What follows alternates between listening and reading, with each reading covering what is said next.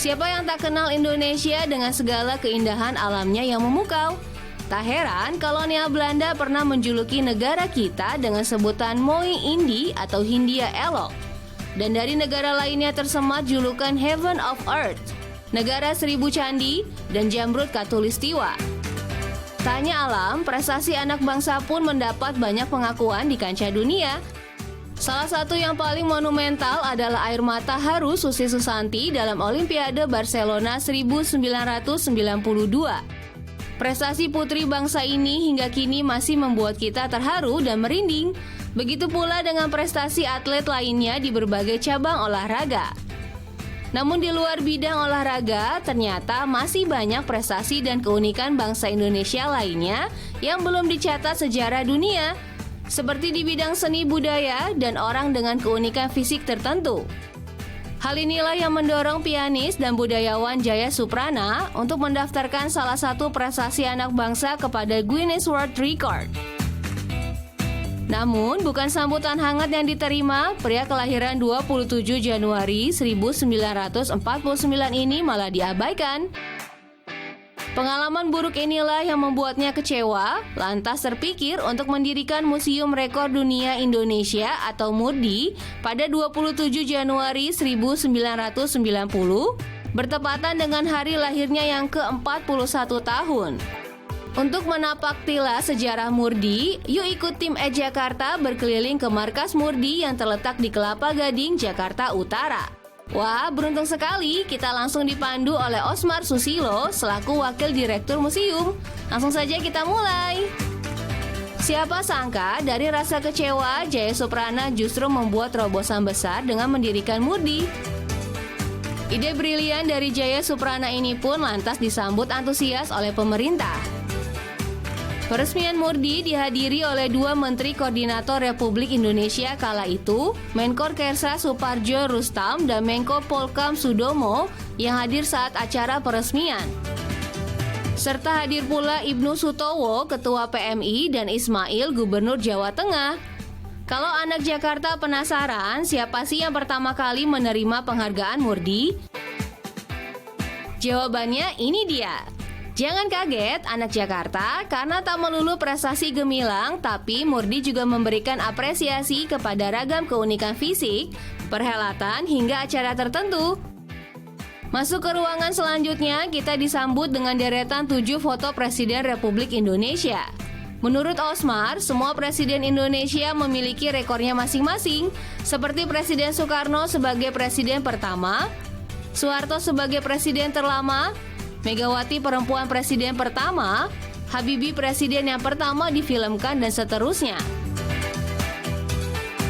Beralih ke koridor selanjutnya, yaitu Momento. Kita disapa dengan gambar-gambar unik dari para karikaturis dan komikus Indonesia, serta atribut ragam etnis yang memiliki keunikan masing-masing. Kita beralih ke dinding selanjutnya, yaitu para masterpiece. Ada 9 foto para tokoh lintas profesi yang mengabadikan hidupnya untuk Indonesia. Salah satunya adalah Kak Seto Mulyadi sebagai psikolog dan pemerhati anak. Total ada 7 kategori yang menjadi fokus MURDI dalam mengapresiasi bakat anak Indonesia dari ilmu pengetahuan dan teknologi, olahraga dan kesehatan, ekonomi dan industri, kemanusiaan dan lingkungan hidup, seni dan budaya, perintis dan penemuan, dan yang terakhir ketatanegaraan. Kita cek kategori yang pertama. Menurut Osmar, ini adalah kategori yang menjadi favoritnya, di mana olahraga yang dimaksud tidak hanya bulu tangkis atau cabur lainnya, melainkan juga kegiatan olahraga yang unik seperti ratusan orang yang melakukan yoga dengan tertawa serempak untuk mengendurkan otot-otot wajah yang tegang. Ada pula lomba mengayuh perahu dan lomba lari bagi teman-teman disabilitas yang menggunakan kursi roda. Dari kategori ini terlihat sekali ya anak Jakarta bahwa semua manusia diciptakan begitu beragam, unik, dan kreatif.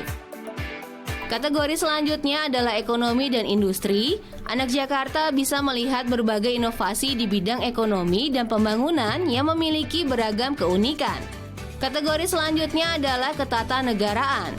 Di sini para abdi negara diberi apresiasi atas sikap patriotisme yang membangun semangat persatuan Indonesia Dari Mahkamah Agung sampai tentara ada di sini. Lalu di kategori perintis dan penemuan, kita bisa melihat para akademisi dan penemu yang mengabdikan daya intelektualnya untuk membangun Indonesia. Salah satu yang unik adalah Petrus Lili Cahyadi, seorang Romo, rektor kampus filsafat sekaligus peneliti yang fokus membahas ilmu ateisme. Kategori berikutnya cocok sekali dilihat anak Jakarta pecinta iptek. Kemanusiaan dan lingkungan hidup. Di sini anak Jakarta bisa melihat beberapa tokoh yang punya empati dan semangat humanisme yang tinggi. Dan kategori terakhir adalah seni budaya. Anak Jakarta yang artsy harus lihat bagaimana bidang seni yang seringkali dianggap sebelah mata justru menjadi profesi yang bergengsi dan mampu membawa nama harum Indonesia di kancah dunia. Seperti tari-tarian dan pegelaran musik berikut ini. Setelah puas melihat 7 kategori, anak Jakarta bisa menemukan hal yang tak kalah unik. Seperti beras yang diukir ini, saking kecilnya, anak Jakarta harus menggunakan kaca pembesar untuk melihatnya. Ini adalah karya seorang seniman dari Yogyakarta. Oh ya, anak Jakarta, buat kolektor benda-benda unik, anak Jakarta bisa mendaftarkan diri sebagai penerima muri juga. Seperti koleksi berikut ini. Seluruh perjalanan muri ini bisa anak Jakarta baca selengkapnya di deretan buku-buku ini. Semakin kaya wawasan kita, semakin bangga menjadi orang Indonesia yang tentunya punya kedaulatan untuk mengapresiasi keunikan kita sendiri. Salut untuk dedikasi Jaya Suprana dan tim Museum Rekor Dunia Indonesia yang gigih mencatat prestasi bangsa.